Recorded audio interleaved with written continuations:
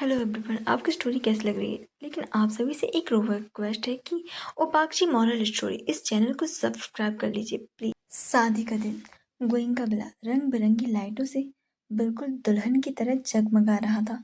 Hall के बीचों बीच खूबसूरत सा रेड कलर का मंडप बना हुआ था। अक्षत अपने रूम में तैयार हो रहा था। उसने गोल्डन कलर की शेरवानी और उसके ऊपर मोतियों का बड़ा सा माला का हार पहना हुआ था। सर पर पगड़ी, गले में रेड कलर का दुपट्टा और पैरों में गोल्डन नगले जूती। कुल मिलाकर अक्षर किसी राजकुमार से कम नहीं लग रहा था। वहीं आर्यन ने ब्लू कलर की शेरवानी पहनी हुई थी जिसमें वो हमेशा की तरह ही बहुत ज़्यादा हैंडसम लग रहा था। वहीं राहुल ने लाइट पर्पल कलर की शेरवानी और उसके ऊपर पर्पल कलर की जैकेट पहनी हुई थी जिसमें वो भी किसी से कम नहीं लग रहा था। विक्की ने वाइन कलर के कुर्ते के साथ वाइन कलर के ऊपर से वाइन कलर की जैकेट पहनी हुई थी जो कि उसके ऊपर लुक को बहुत ज़्यादा शूट कर रही थी। दुल्हन का रूम वानी बिल्कुल तैयार हो गई थी। उसने रेड कलर का हैवी लहंगा जिस पर गोल्डन कलर का खूबसूरत सा वर्क किया गया था, हैवी दुपट्टा, गले में 2 से 3 जड़ा हुआ, गले में हैवी मैचिंग इयररिंग्स, माथे पर मांग मेहंदी, नाक में बड़ी सी नथ, मेहंदी से भरे दोनों हाथ जिसमें वो रेड और गोल्डन कलर की चूड़ियाँ जिनके नीचे कलीरे बंधे हुए थे, बालों का बन जिसमें गजरा लगा हुआ था और चेहरे पर ब्राइडल मेकअप और होठों पर रेड लिपस्टिक। वहीं उसके पास खड़ी कृतिका ने ब्लू कलर का लहंगा पहना हुआ था। उस चेहरे पर हल्के मेकअप के साथ अपने अपने बालों को खुला छोड़ा रखा था। उसने फूलों वाली एक्सेसरी लगाई हुई थी, गले में डायमंड का पतला सा नेकलेस, मंगलसूत्र और कानों में उससे मैचिंग इयररिंग्स। उसके हाथों में अभी भी पट्टियां बंधी हुई थी। वहीं मानसी ने पर्पल कलर का लहंगा और उसके साथ डायमंड का नेकलेस और अपने बालों को कर्ल करके खुला छोड़ा हुआ था। उसने अपने दोनों हाथों में डायमंड के कंगन पहने हुए थे। वहीं शिखा ने लाइट ब्लू कलर का सिंपल सा गाउन पहना हुआ था। वहीं त्रिशा ने क्रीम और ग्रीन कलर का गाउन पहना हुआ था। सब लोग पानी के साथ थे। तभी रूम में ललिता जी और मिश्का आई। ललिता अपने चेहरे पर झूठी मुस्कुराहट को लिए हुए वाणी के पास आई और झूठ मूठ का आंसू बहाते हुए वाणी से बोली, मेरी बच्ची। तभी मिश्का भी वाणी के पास आई और उसे ऊपर से नीचे देखते हुए बोली, कितनी खूबसूरत लग रही है मेरी बहन। भगवान करे तुझे किसी की नजर न लगे। लेकिन कृतिका अपने मन में बड़बड़ाते हुए, जब नजर लगाने वाला वो खुद ही हो और नजर उतारा जाओ तो किसकी नजर लगेगी। तभी ललिता जी सभी से बोली, क्या आप लोग कुछ मिनट के लिए कमरे से बाहर जा सकते हैं? वो क्या है ना, मैं कुछ टाइम के लिए अपनी बच्ची के साथ रहना चाहती हूँ। ललिता की एक्टिंग देखकर त्रिशा धीरे से मुंह बनाते हुए धीरे से बोली, बड़ी आई ममता की रानी, चुड़ैल कहीं की। उसके पास खड़ी मासी ने धीरे से उससे पूछा, क्या कहा तूने? त्रिशा ने जल्दी से अपना सिर ना में हिला दिया, वहां से चली गई। नीचे मंडप में पंडित जी ने शादी की सारी तैयारियां कर ली थी और मनीष जी से दूल्हे को बुलवाने के लिए कहा। मनीष जी ने अपना सिर हिलाया और एक्साइटेड आकर आर्यन को अक्षत को लाने के लिए बोल दिया। कुछ ही मिनट बाद आर्यन, राहुल, विक्की अक्षत को मंडप में लेकर आए। अक्षत मंडप में बैठ गया और आर्यन कृतिका के पास आकर खड़ा हो गया। वहीं राहुल जो विक्की से बात कर रहा था, अचानक ही उसकी नजर मानसी पर पड़ गई तो हंसते हुए त्रिशा और शिखा से बातें कर रही थी, इस बात से अनजान कि अगले ही कुछ घंटे में उसकी जिंदगी बहुत ज्यादा बदल जाएगी। मानसी को देखते ही राहुल के होठों पर स्माइल आ गई। वहीं उसके पास खड़े विक्की ने जब उसे स्माइल करते हुए देखा तो राहुल के कंधे पर हाथ रखते हुए बोला, बड़ी आई आजकल तो काफी ज्यादा चेंज हो गया है। बिना बात अपने में ही मुस्कुराने लगता है, आखिर क्या चक्कर है? विक्की की बात सुनकर राहुल ऐसे सक पका गया जैसे विक्की ने उसकी कोई चोरी पकड़ ली हो। राहुल अनजान बनते हुए विक्की से बोला, कुछ नहीं, तू क्या बोल रहा है, मुझे कुछ समझ नहीं आ रहा। विक्की शरारत से मुस्कुराते हुए उससे बोला, लेकिन बड़ी, मुझे सब कुछ समझ आ रहा है। तू मानसी को लाइक करने लगा है ना? बोल। राहुल चिढ़ते हुए विक्की से बोला, ऐसा कुछ भी नहीं है, मानसी सिर्फ मेरी फ्रेंड है। विक्की राहुल हंसते हुए राहुल का मजाक बनाकर बोला, बेटा जल्दी से अपने दिल की बात बोल दे वरना वो सच में सिर्फ तेरी फ्रेंड ही बनकर रह जाएगी। बोलकर विक्की वहां से शिखा के पास चला गया और राहुल विक्की की बातों को सोचने लगा। तभी पंडित जी ने वाणी को मंडप में बुलाने को कहा। सुरेखा जी ने कृतिका को वाणी को लाने के लिए उसके कमरे में भेज दिया। कृतिका ने धीरे से वाणी के रूम का दरवाजा खोला और अंदर आई तो देखा वाणी वहां पर नहीं थी। यह देखकर कृतिका थोड़ी हैरान हो गई। उसने जल्दी से वॉशरूम का दरवाजा जाकर चेक किया तो वाणी वहां पर भी नहीं थी। अब कृतिका बहुत ज्यादा परेशान हो गई और सबको बताने के लिए रूम से बाहर जाने ही लगी। तभी किसी ने पीछे से उसके सर पर डंडा मारा दिया और कृतिका अपना सर पकड़कर वहीं पर बेहोश हो गई। वहीं नीचे मंडप में पंडित जी बार बार सुरेखा जी से बोल रहे थे, सुरेखा जी वधू को नीचे बुलाइए, शादी का मुहूर्त बीता जा रहा है। सुरेखा जी मानसी से बोली, बेटा देख कर आ कृतिका कहाँ रह गई, अभी तक वाणी को लेकर नीचे नहीं आई। मानसी मुस्कुराते हुए अपना सिर हाँ में हिलाया और वाणी के रूम के तरफ जाने लगी और उसके पीछे पीछे राहुल भी जाने लगा। मानसी ने झटके से वाणी के रूम का दरवाजा खोला और खुद में ही बड़बड़ाते हुए बोली, कृति मॉम ने तुझे वाणी को लाने के लिए बोला था और तू। बोलकर मानसी की नज़र जब सामने गई तो वह बिल्कुल ही हैरान जी से खड़ी हो गई। उसकी आंखें बड़ी बड़ी हो गई थी। रूम बिल्कुल खाली था, ना रूम में कृतिका थी और ना ही बानी। तभी मानसी को अपने पीछे राहुल की आवाज सुनाई दी। क्या हुआ? मानसी घबराते हुए राहुल से बोली, कृति और बानी दोनों ही रूम में नहीं है, पता नहीं दोनों कहाँ चले गए, मुझे भाई को बताना होगा। बोलकर मानसी कमरे से बाहर निकल आई। कुछ मिनट बाद आर्यन और अक्षय दोनों ही मानसी और राहुल के साथ बानी के कमरे में थे। आर्यन गुस्से में मानसी को देखते हुए बोला, नहीं है क्या? मतलब कृतिका और बानी कहाँ गई? मानसी लगभग रोते हुए आर्यन से बोली, आई डोंट नो भाई, जब मैं उन दोनों के बुलाने रूम में गई थी तो दोनों में से कोई भी नहीं था। तभी आर्यन की नजर जमीन पर पड़े हुए कृतिका के पेंडेंट पर गई। राहुल ने जल्दी से आगे बढ़कर उस पेंडेंट को अपने हाथ में ले लिया। फ्लैशबैक।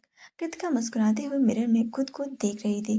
तभी उसे अपने गले में कुछ महसूस हुआ। कृतिका ने जब उसे ध्यान से देखा तो वह एक हार्ट शेप का पेंडेंट था जिसके अंदर उसकी और आर्यन की शादी वाली फोटो लगी हुई थी। और खास बात ये थी कि उस पेंडेंट की यह थी कि उस पर पेंडेंट के अंदर एक छोटा सा डिवाइस लगा हुआ था जो कृतिका को पता नहीं था। कृतिका मुस्कुराते हुए उस पेंडेंट को देखकर आर्यन से बोली, वाह आर्यन, ये बहुत ही ज्यादा खूबसूरत है।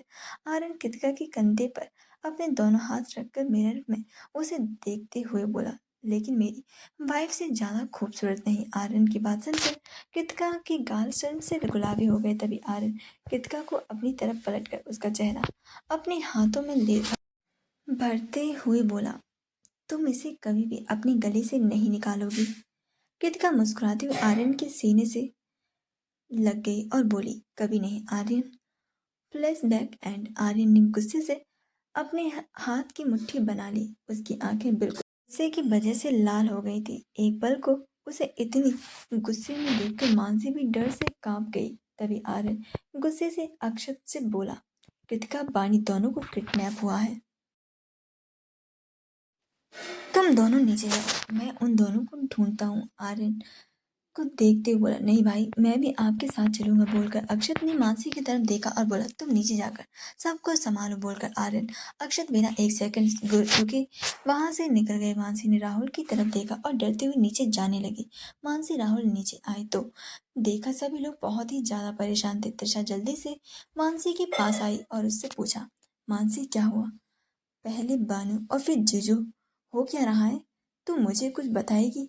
मानसी ने राहुल की तरफ देखा तो राहुल अपनी पलकों को धीरे से झपका दिया। मानसी डरते हुए सभी से बोली, कृति और बानी का किडनैप हो गया है और अक्षत और आर्यन भाई उन दोनों को ढूंढने गए हैं। मानसी की बात सुनकर सुरेखा जी तो बेहोश ही हो गई थी। मानसी यहाँ देखकर जोर से चिल्लाई। कुछ घंटे बाद सुरेखा जी बेड पर लेटी हुई थी और मानसी और मनीष जी उसके पास बैठे हुए थे। डॉक्टर सुरेखा जी को चेक करके मनीष जी से बोले, मिस्टर गोयनका, घबराने की कोई बात नहीं है। बीपी लो की वजह से यह बेहोश हो गई हैं। कुछ ही देर में इन्हें होश आ जाएगा। मनीष जी ने धीरे से अपना सिर हाँ में हिला दिया। विक्की डॉक्टर को बाहर छोड़ने चला गया। मानसी अपनी मॉम की ऐसी हालत देखकर रोई जा रही थी और सभी लोग उसे समझा रहे थे, लेकिन मानसी किसी की भी बात नहीं सुन रही थी। वह रोते हुए अपने कमरे में भाग गई। राहुल भी मानसी को समझाने के लिए उसके पीछे पीछे उसके रूम में आ गया। आज पहली बार था जब राहुल मानसी के रूम में आया। मानसी का रूम बिल्कुल प्रिंसेस की तरह पिंक कलर का था। मानसी बेड पर बैठी अपने आंसू बहा रही थी। तभी राहुल ने उसके कंधे पर हाथ रखा। मानसी पता नहीं अचानक से क्या हुआ, वो जल्दी से उठकर राहुल की गले से लग गई। मानसी की इस हरकत से राहुल पूरी तरीके से शॉक्ड हो गया था। ऐसा नहीं था कि इससे पहले मानसी राहुल के गले नहीं लगी थी या फिर राहुल ने मानसी को गले से नहीं लगाया था, लेकिन आज उसे कुछ अजीब ही लग रहा था।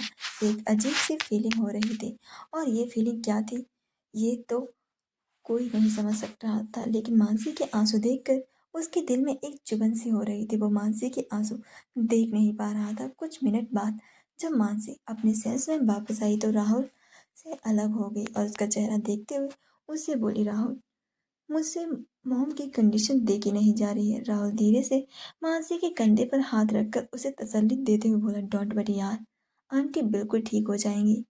मानसी उसका अपना चेहरा दूसरी तरफ करते हुए राहुल से बोली, मैं इतना वेट नहीं कर सकती। क्यों ना हम भी कृति और बांडी को ढूंढने चलें, क्या पता वह लोग हमें मिल जाएं। मानसी की बात सुनकर राहुल उसको सोचने लगा। तभी मानसी उसकी तरफ पलटी और उससे रिक्वेस्ट करते हुए बोली, प्लीज राहुल, मना मत करना, वरना मैं अकेली चली जाती। लेकिन तभी राहुल मानसी से बोला, तुम्हें अकेले जाने की कोई भी जरूरत नहीं है, मैं तुम्हारे साथ चलूंगा। तुम जल्दी से किसी को हमारे जाने के बारे में बता दो ताकि वो लोग परेशान ना हो। मानसी ने जल्दी से अपने फोन से त्रिशा को मैसेज करके बता दिया और राहुल के साथ वहां से निकल गई। दूसरी तरफ आर्यन बड़ी स्पीड में गाड़ी को चलाए जा रहा था। हर एक सेकंड उसका दिल घबरा रहा था, पता नहीं उसकी कृतिका कैसी होगी। तभी उसका फोन रिंग हुआ। राहुल ने फोन को ब्लूटूथ से कनेक्ट किया और उसके एक कान में ब्लूटूथ को लगा लिया। आर्यन गुस्से में जॉनी से बोला, क्या खबर है कृतिका की, कुछ पता चला? जॉनी, नो सर, लेकिन एक बात पता चली है। ऋषभ बजाज अब आपका पुराना दुश्मन आपसे बदला लेने के लिए मुंबई वापस आ गया और मुझे लग रहा है मैडम के किडनैप होने में जरूर उसी का हाथ है। आर्यन गुस्से में अपने दांत पीसते हुए बोला, अभी वह कहाँ रह रहा है? उसकी सारी इंफॉर्मेशन मुझे भेजो फास्ट। बोलकर आर्यन ने कॉल डिस्कनेक्ट कर दी और गुस्से से दहाड़ते हुए बोला, ऋषभ बजाज। वहीं एक बड़ा सा गोदाम और था, वहीं पर एक लड़की बुरी तरीके से बंधी हुई थी। धीरे धीरे उस लड़की की आंखें खुली तो पहले तो वह कुछ भी समझ ही नहीं पाई कि वह कहाँ पर है, लेकिन जब उसने अपनी नजरें घुमाकर चारों तरफ देखा तो वह समझ गई कि वह कहीं और है। उस लड़की के हाथ पैर मुंह बुरी तरीके से रस्सियों से बंधा हुआ था। उस लड़की ने अपने आसपास नजरें दौड़ाई तो वहां पर बहुत सारे ड्रॉन रखे हुए थे और कुछ खाली बोतल शराब की पड़ी हुई थी, लेकिन उस लड़की ने बहुत दूर थी। तभी उस लड़की को किसी के आने की आहट सुनाई दी। उस लड़की ने अपने सामने देखा तो एक आदमी जीन्स टी शर्ट पहने हुए उसी के पास आ रहा था। वो आदमी उस लड़की के पास आकर शैतानियत से उसे हवस भरी नजरों से ऊपर से नीचे देखते हुए बोला, नमस्ते भाभी जी, मैं ऋषभ बजाज, आपके पति का सबसे बड़ा दुश्मन। बोलकर वो उस लड़की को छूने के लिए अपना हाथ आगे बढ़ाते हुए उससे बोलता है, वैसे आप बहुत ही खूबसूरत हैं भाभी जी, बिल्कुल फिल्म की हीरोइन की तरह। वो लड़की गुस्से में कुछ बोलने की कोशिश कर ही रही थी, लेकिन मुंह में पट्टी बंधी होने की वजह से वह कुछ बोल ही नहीं पा रही थी। यह देखकर ऋषभ ने जल्दी से उस लड़की के मुंह से पट्टी खोलकर फेंक दी। वो लड़की गुस्से में चिल्लाते हुए ऋषभ से बोली, तेरी हिम्मत भी कैसे हुई मुझे छूने की? और ये बता, बानी कहाँ है और तूने हमें किडनैप क्यों किया है? क्या दुश्मनी है तेरी हमसे? ऋषभ बेशर्मी से मुस्कुराते हुए कृतिका से बोला, डार्लिंग, इतनी भी क्या जल्दी है, आराम से बताऊंगा। बोलकर ऋषभ जैसे ही कृतिका को छूने लगा, कृतिका गुस्से में अपने दांत पीसते हुए उससे बोली, गलती से भी ये गलती मत करना, वरना तुम्हारी गलती तुम पर ही कितनी ज्यादा भारी पड़ जाएगी यह तुम सोच भी नहीं सकते। इसीलिए तुम्हारे लिए यही बेहतर होगा कि हम दोनों को छोड़ दो, वरना मेरा पति तुम्हारा क्या हाल करेगा तुम यह सपने में भी नहीं सोच सकते। कृतिका की बात सुनकर ऋषभ को भी गुस्सा आने लगा और वो गुस्से में कृतिका की तरफ अपने कदम बढ़ाते हुए बोला, डार्लिंग, आर्यन गोइंका है ना तुम्हारा पति? अच्छे से जानता हूँ उस आर्यन गोइंका को। कहते हुए ऋषभ की आंखों में नफरत साफ साफ दिखाई देने लगी। ऋषभ के मुंह से आर्यन का नाम सुनकर कृतिका हैरानी से उसको देखने लगी। तभी ऋषभ अपने होठों पर जहरीली मुस्कान को लाते हुए बोला, उसने मुझसे मेरी गर्लफ्रेंड को छीना था, मैं उससे उसकी बीवी को छीन लूंगा। बोलकर ऋषभ पागलों की तरह जोर जोर से हंसने लगा। वहीं कृतिका उसे ऐसा हंसता देखकर घबरा गई। वहीं अक्षत भी बहुत फास्ट गाड़ी को ड्राइव कर रहा था और अपने कान में ब्लूटूथ को लगे हुए आर्यन से भी बात कर रहा था। अक्षत, भाई भाभी और भाभी का कुछ पता चला?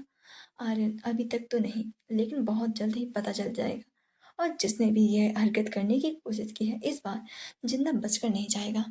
वहीं राहुल और मानसी को गोयनका विला से निकले 2-3 घंटे हो गए थे। वो दोनों भी पूरी जी जान लगा रहे थे कृतिका और बानी को ढूंढने के लिए। दोनों ही मुंबई के काफी दूर आ गए थे, लेकिन अभी तक उन दोनों को ही कृतिका और बानी का कहीं भी अता पता नहीं चला था।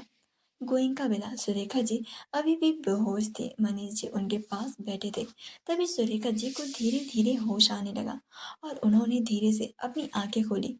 सुरेखा जी को होश में आया देखकर मनीष जी के होठों पर हल्की सी मुस्कुराहट आ गई और उन्होंने हल्का मुस्कुराते हुए सुरेखा जी से पूछा, अब कैसी तबीयत है? सुरेखा जी ने कुछ नहीं कहा और अपना सर धीरे से हाँ में हिला दिया। लेकिन तभी उन्हें बानी और कृतिका का ख्याल आया और उन्होंने फिक्र करते हुए मनीष जी से पूछा, बानी, कृतिका वापस आ गई? सुरेखा जी के इस सवाल पर मनीष जी ने मायूसी से अपना सर ना में हिला दिया। सुरेखा जी की आंखों में आंसू आ गए और वो रोते हुए मनीष जी के सीने से लग गई। वहीं दूसरी तरफ ऋषभ हंसते हुए कृतिका के करीब आ रहा था। वहीं कृतिका पीछे खिसकती जा रही थी। ऋषभ जैसे ही कृतिका के करीब आया, कृतिका ने फुर्ती से अपने हाथों को खोलकर अपने हाथ में पकड़ी टूटी हुई रस्सी की बोतल को जोर से ऋषभ के सर पर मार दिया और जल्दी से अपने पैरों की रस्सियां खोलकर उठकर खड़ी हो गई। ऋषभ का सर फट गया और उसके सर से बहुत ज्यादा खून बहने लगा था। उसने अपने दोनों हाथों से अपने सर को कसकर पकड़ लिया। कृतिका पूरी तरह से आजाद हो गई थी और वह चाहती तो वो यहाँ से भाग सकती थी, लेकिन उसे बानी को ढूंढना था। कृतिका ने गुस्से से दांत पीसते हुए ऋषभ से पूछा, बानी कहाँ है? मैंने पूछा, आखिर बानी कहाँ पर है? ऋषभ, जो अभी कुछ सेकंड पहले दर्द से तड़प रहा था, जाने कि न जाने क्यों उसके होठों पर शैतानी मुस्कुराहट आ गई और वह कृतिका की तरफ अपने कदम बढ़ाते हुए बोला, तुम्हारी बहुत तारीफ सुनी थी और आज देख भी लिया। वैसे मानना पड़ेगा, आर्यन गोइंका की बीवी, तुम सिर्फ दिखने में ही बॉम्ब नहीं हो। ऋषभ अभी बोल ही रहा था कि तभी कृतिका ने अपना हाथ घुमाकर जोर से उसके मुंह पर मारा और उसके बालों को पकड़कर अपना घुटना जोर से उसके पेट पर मारा, जिससे ऋषभ धड़ लड़खड़ाकर खुद कुछ कदम पीछे हट गया। कृतिका एटीट्यूड में मुस्कुराते हुए ऋषभ से बोली, मैं कोई नाजुक कली नहीं हूँ जो तुम लोगों के छूने से मुरझा जाए, बल्कि मैं वो आग हूँ जो तुम्हें मुझे छूने की कोशिश करता है, मैं उसे जलाकर राख कर देती हूँ और उसका फर्स्ट एग्जाम्पल मैं अब तुम्हें दिखाऊंगी। बोलकर कृतिका ने जमीन पर गिरी गन को उठा लिया, जो ऋषभ को लड़खड़ाने से नीचे गिर गई थी। कृतिका गुस्से में ऋषभ के ऊपर गन पॉइंट करते हुए बोली, एक मौका दे रही हूँ, सच सच बता दो बानी कहाँ पर है। लेकिन कृतिका की धमकी से ऋषभ को बिल्कुल भी फर्क नहीं पड़ा। वो उसे बानी के बारे में बताने के बजाय उसका मजाक उड़ाते हुए उस पर जोर जोर से हंसने लगा। कृतिका ऋषभ के कंफ्यूजन से देखने लगी। तभी ऋषभ हंसते हुए उससे बोला, डार्लिंग, तुम्हें गन चलानी भी आती है या फिर सिर्फ मुझे डराने के लिए उठा ली है?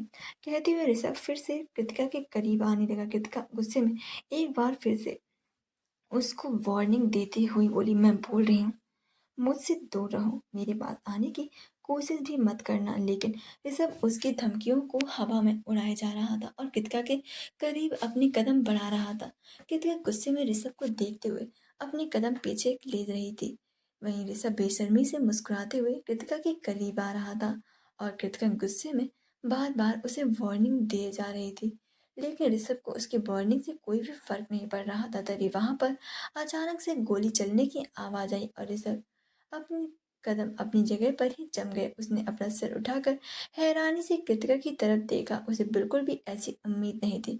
कृतिका मुस्कुराते हुए ऋषभ से बोली, ट्रायल देख लिया, अब तुम्हें पिक्चर दिखाती हूँ, बोलकर कृतिका ने सीधा गन उसके माथे पर पॉइंट कर दी और दांत पीसते हुए एक बार फिर से बोली, अगर अभी नहीं बताना चाहते हो तो बता दो वानी कहाँ पर है। इस बार ऋषभ के माथे पर पसीना झलक आया और वह पिछली बार की तरह कृतिका की धमकियों को हवा में उड़ाने की गलती नहीं कर सकता था।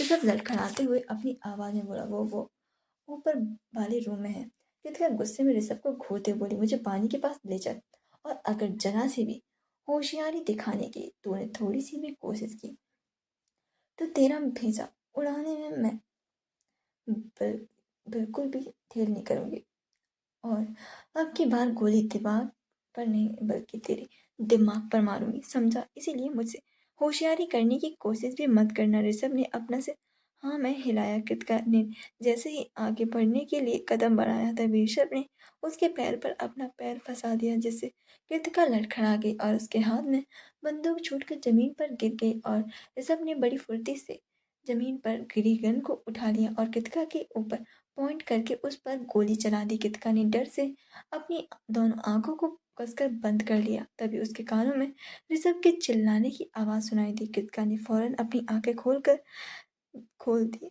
और सामने ऋषभ को देखा, जिसके चेहरे पर दर्द था और उसके हाथ से खून बह रहा था और उसकी बंदूक नीचे जमीन पर गिरी पड़ी थी। कृतिका ने सामने देखा तो उसके सामने उसका हीरो आर्यन गुस्से में अपने एक हाथ में गन को लिए हुए खड़ा था। उसके पीछे उसके बॉडीगार्ड्स और अक्षत था।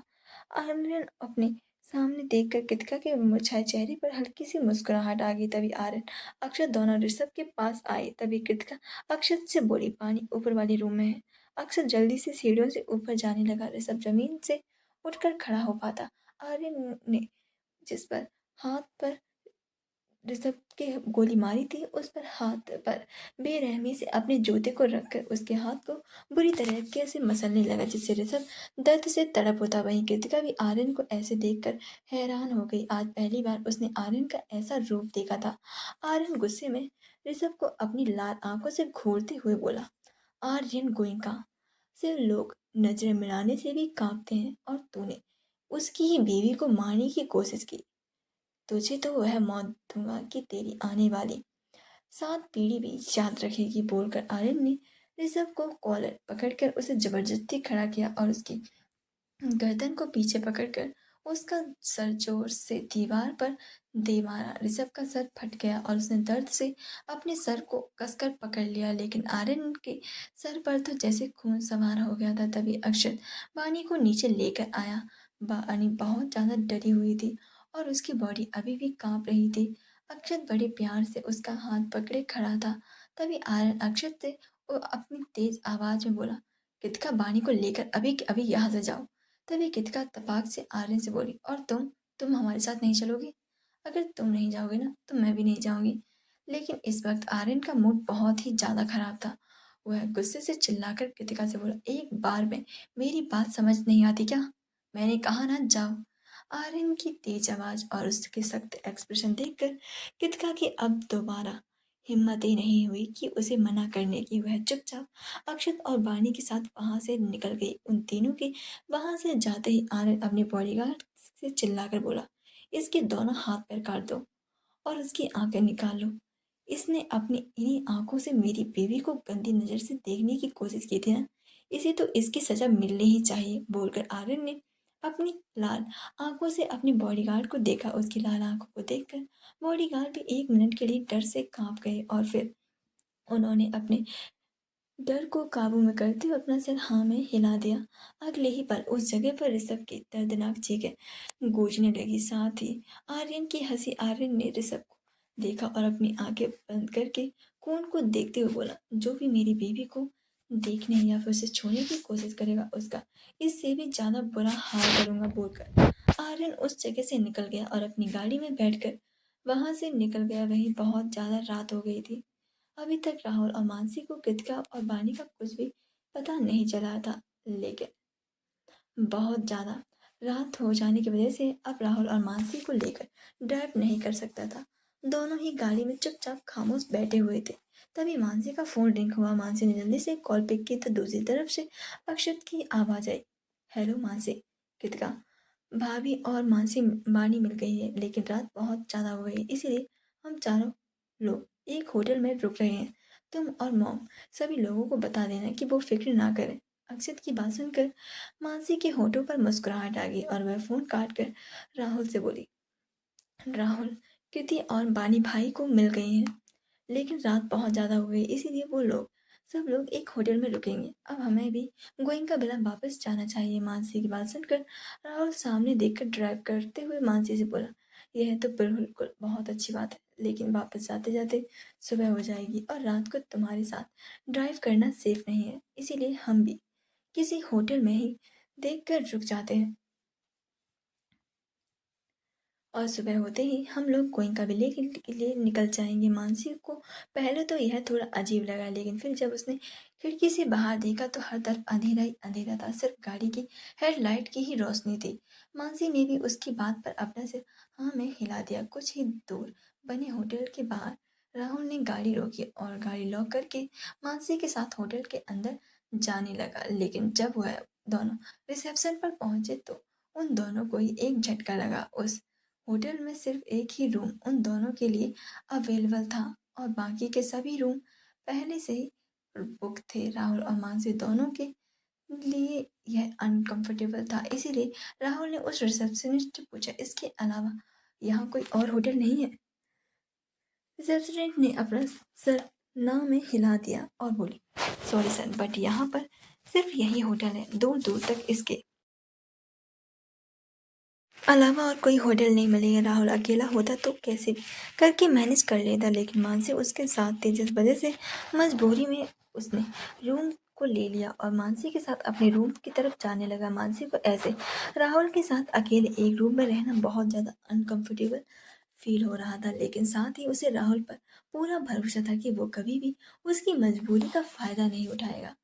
राहुल मानसी रूम खोलकर अंदर आए तो रूम में एक्साइटेड बड़ा सा किंग साइज बेड था, साइड में कुछ सोफे और एक राउंड शेप्ड टेबल रखा हुआ था और रूम को चारों तरफ से बलून कर्टन से कवर किया हुआ था। राहुल मुस्कुराने की कोशिश करते हुए मानसी से बोला, एक रात की बात है, तुम आराम से बेड पर सो जाना और मैं यहाँ पर सोफे पर सो जाऊंगा। मानसी ने धीरे से अपने से हाँ में हिला दिया और जाकर बेड पर बैठ गई।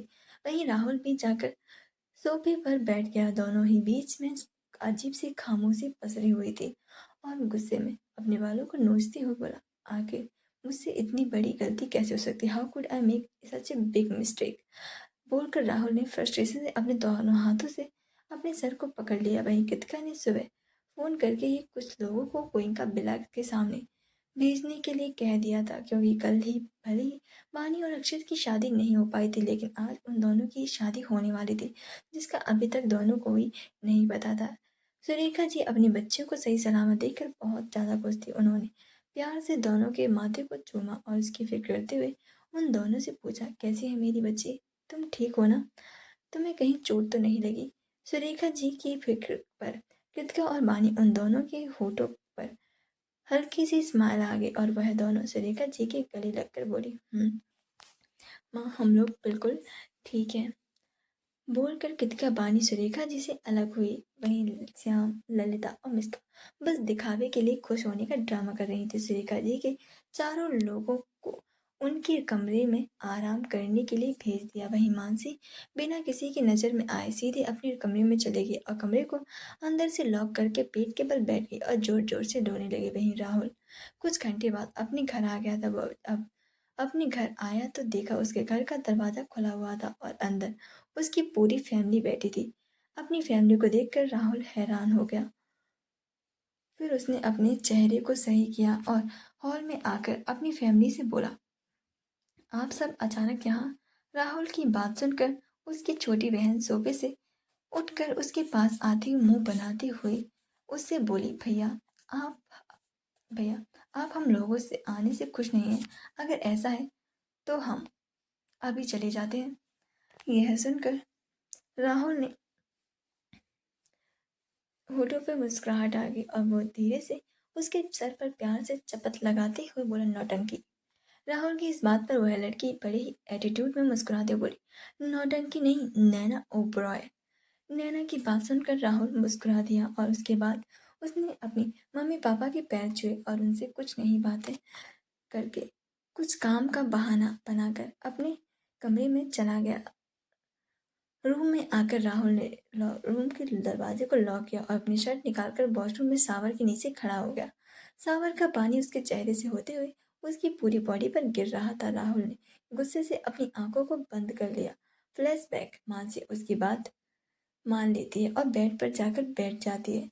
राहुल भी रूम बंद करके सोफे पर बैठ जाता है। दोनों एक दूसरे के साथ बहुत ही ज़्यादा अनकंफर्टेबल फील कर रहे थे कि राहुल ने मानसी के कपड़ों को देखकर कहा, मैं ऐसे कपड़ों में कैसे सो पाऊंगी। मानसी को हमेशा ही ढीले ढाले कपड़ों में पहन कर ही सोने की आदत थी। इस वक्त उसने हैवी लहंगा पहना हुआ था। मानसी को कुछ सोचते देखकर राहुल उससे पूछता है, क्या हुआ, एनी प्रॉब्लम। राहुल का सवाल सुनकर मानसी उसकी तरफ देखती है और धीरे से बोलती है, क्या कपड़ों का अरेंजमेंट नहीं हो सकता मेरा, मतलब मुझे हैवी कपड़ों में नींद नहीं आएगी। मानसी की बात सुनकर राहुल खुद को देखकर मानसी से बोला, तुम वेट करो, मैं ट्राई करके देखता हूँ। बोलकर राहुल सोफे से उठकर रूम से बाहर निकल गया। राहुल के जाने के बाद मानसी अपने चेहरे का पसीना पोंछते हुए गुस्से बोली, मुझे अचानक से क्या हुआ है, मुझे इतनी घबराहट क्यों हो रही है। रिलैक्स मानसी। बोलकर मानसी खुद को रिलैक्स कर दिया, लेकिन फिर भी उसकी घबराहट कम नहीं हो रही थी। करीब 10 मिनट बाद राहुल 2 पैकेट लेकर रूम में आता है और एक पैकेट मानसी को देते हुए, फिलहाल यही है। मानसी मुस्कुराते हुए उसके हाथ से पैकेट ले लेती है और चेंज करके वॉशरूम में चली जाती है। कुछ मिनट बाद राहुल को अपने पीछे पायल के घुंघरू की आवाज़ सुनाई देती है। राहुल तुरंत पलटकर पीछे देखता है तो देखता ही रह जाता है। रेड कलर की साड़ी, उस पर काले लंबे लहराते हुए बाल, चेहरे पर वही मेकअप और उस पतली साड़ी में मानसी की बंदी कमर साफ दिखाई दे रही थी। राहुल तो जैसे उसे देखकर अपनी पलकें झपकाना तक भूल गया था। उसकी धड़कनें एक पल के लिए रुक ही गई थी। वहीं राहुल को अपने सामने देखकर मानसी का दिल जोर जोर से धड़क रहा था। धक धक धक धक दोनों ही एक दूसरे की आंखों में देख रहे थे। रूम लॉक होने से दोनों अपने सेल्फ में वापस आते हैं और दोनों ही अपनी नजरें एक दूसरे से हटा लेते हैं। राहुल जाकर डोर खोलता है, तब तक मानसी अपनी साड़ी के पल्लू को सही करके बेड पर बैठ जाती है। राहुल वेटर से खाने की ट्रॉली लेकर रूम लॉक करके अंदर आता है तो और ट्रॉली से निकलकर कॉफी टेबल पर रखकर मानसी से बोला, मैं चेंज करके आता हूँ, तब तक तुम खाना खा लो। बोलकर पैकेट लेकर वॉशरूम में चला गया। राहुल के जाने के बाद भी मानसी वैसे ही बैठी रही, शायद वो किसी सोच में गुम थी। राहुल चेंज करके रूम में आता है तो देखता है मानसी अभी भी बेड पर बैठी हुई थी और उसने अभी तक खाना नहीं खाया था। खाना वैसे का वैसा ही रखा हुआ था। कुछ मिनट बाद जब राहुल मानसी से पूछता है, क्या कोई प्रॉब्लम है, तुमने अभी तक खाना क्यों नहीं खाया। उसकी बात सुनकर मानसी अपने सेंस में वापस आई और हड़बड़ाते हुए उससे बोली, वो मैं तुम्हारा ही वेट कर रही थी। मानसी की बात सुनकर राहुल के होठों पर हल्की सी स्माइल आ गई और वो मुस्कुराते हुए उससे बोला, ओके। बोलकर राहुल अपनी चेयर पर आकर बैठ गया और मानसी भी आकर अपनी चेयर पर बैठ गई। राहुल की नज़र अभी भी मानसी से हट ही नहीं रही थी। इससे मानसी और भी ज़्यादा अनकंफर्टेबल फील हो रहा था। उसे लगा कि राहुल उसे इसलिए देख रहा है, कहीं वह बेकार तो नहीं लग रही है ना, या फिर वो साड़ी में अच्छी ना दिख रही हो। मानसी को मन में ऐसे ही हजारों साल सवाल चल रहे थे। आखिरकार उसने हिम्मत करके राहुल से पूछ ही लिया, क्या मैं अच्छी नहीं लग रही हूँ। मानसी की बात सुनकर राहुल तपाक से मुस्कुराते हुए बोला, नहीं, बल्कि तुम बहुत ही ज़्यादा अच्छी लग रही हो। मैंने तो सोचा नहीं था तुम साड़ी में इतनी खूबसूरत भी लग सकती हो। राहुल के मुंह से अपनी तारीफ सुनकर मानसी मुस्कुरा दी। राहुल के मुंह से अपनी तारीफ सुनकर मानसी के चेहरे पर स्माइल आ गई और उसके साथ ही उसके दोनों गाल शर्म से गुलाबी हो गए थे। मानसी की तो हिम्मत ही नहीं हो रही थी कि वो राहुल के आंखों में देख सके, इसीलिए उसने अपनी नजरें झुका ली और चुपचाप खाना खाने लगी। मानसी को खाना खाता देखकर राहुल भी चुपचाप अपना खाना खाने लगा। दोनों ही एक दूसरे की नजरों चुरा रहे थे। कुछ देर बाद राहुल और मानसी ने अपने डिनर को समाप्त किया। तभी मानसी जिद करके राहुल से बोली, नीचे पार्टी चल रही है, हम दोनों भी वहां चलते हैं। राहुल ने मानसी को साफ मना कर दिया, लेकिन बार बार मानसी की फोर्स करने पर राहुल मान गया और मानसी की जिद करने पर दोनों नीचे आकर पार्टी में शामिल हो गए। इत्तेफाक से उसी पार्टी में नताशा, अलीशा, प्रीति भी थे। नताशा ने जब राहुल को पार्टी में अकेले खड़ी देखा तो उसके चेहरे पर शैतानी मुस्कुराहट आ गई, लेकिन नताशा को नहीं पता था कि राहुल के साथ मानसी भी आई है। अलीशा नताशा की नज़र का पीछा करते हुए बोली, "What is Rahul doing in this party? And sweetheart, what are you thinking seeing him?" Natasha drink का सिप लेते हुए शैतान नियत से मुस्कुराती है और अलीशा के कान में कुछ बोली, जिसे सुनकर अलीशा के होठों पर स्माइल आ गई। अलीशा मुस्कुराते हुए नताशा से बोली, "Here's great plan."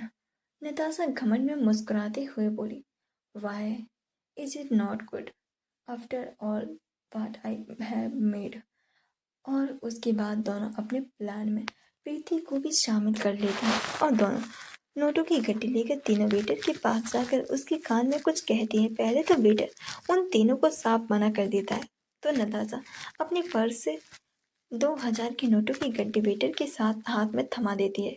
नोटों की गड्डी देखकर वेटर की आंखों में लालच आ जाता है और वह गड्डी अपनी पॉकेट में डालते हुए उन तीनों को आंखों से इशारा कर देता है। तीनों ही मुस्कुराते हुए वहां से चली जाती हैं। राहुल जो एक साइड खड़ा हुआ मासी की इंतजार कर रहा था, वहीं वेटर राहुल के सामने आकर उसे ड्रिंक ऑफर करता है। राहुल, मैं सॉरी, मैं ड्रिंक नहीं कर। Waiter, sir, it's orange juice not wine.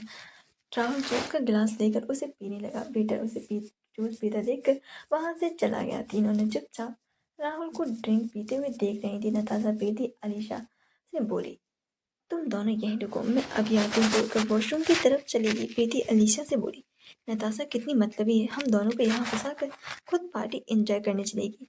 Alisha भी उसकी हाँ में हाँ मिलाती है और दोनों भी वहां से चली गई। मानसी फोन पर बात करके राहुल के पास आई और उससे बोली, "त्रिशा की कॉल थी, पूछ रही थी कि हम दोनों कब तक आएंगे।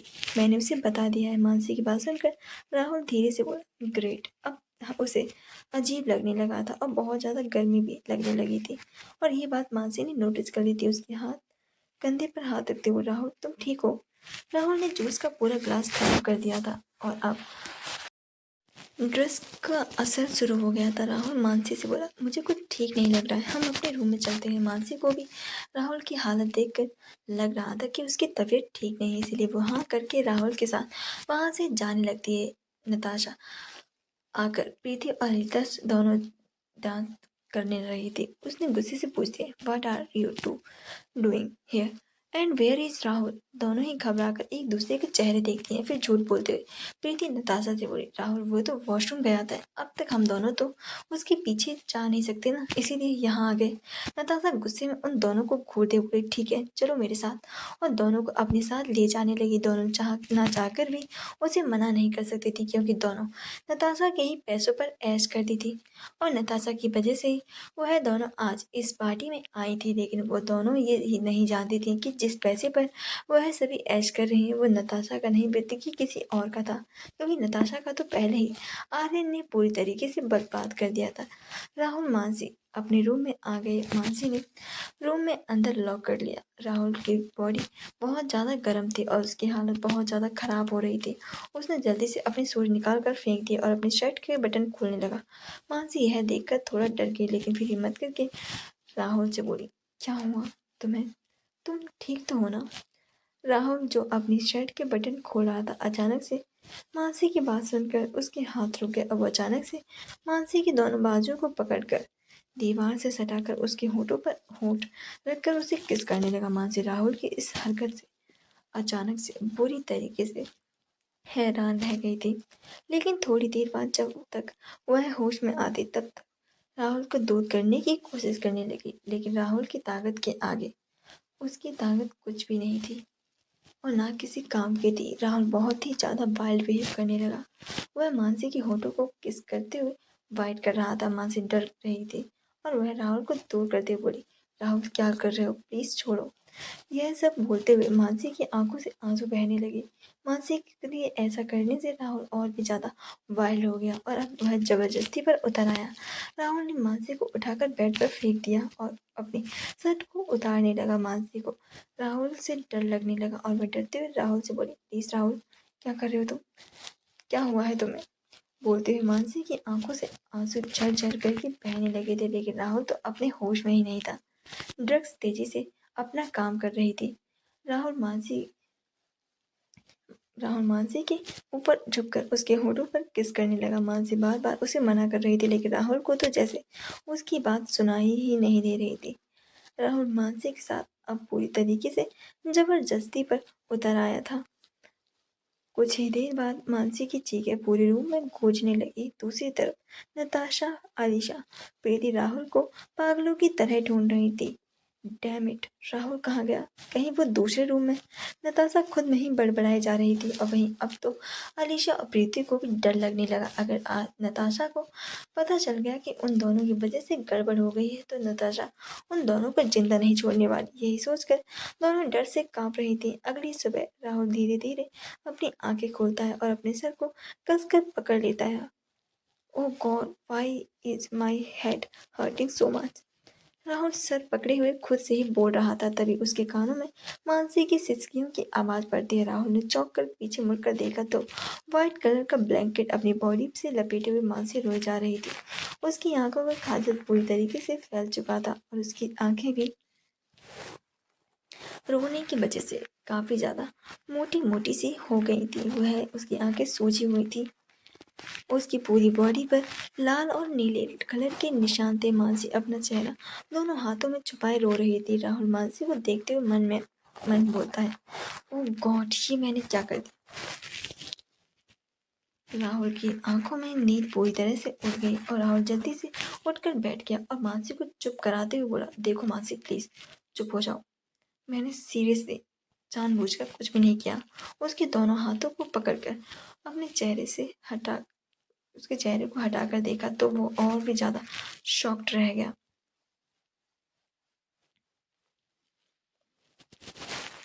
तो आगे की पार्ट सुनने के लिए स्टोरी को पढ़ते रहे। Thank you so much. और हाँ, आप सभी से एक रिक्वेस्ट है कि प्लीज़ उपाक्षी मॉरल स्टोरीज इस चैनल को प्लीज़ क्या आप लोग सब्सक्राइब कर लीजिए।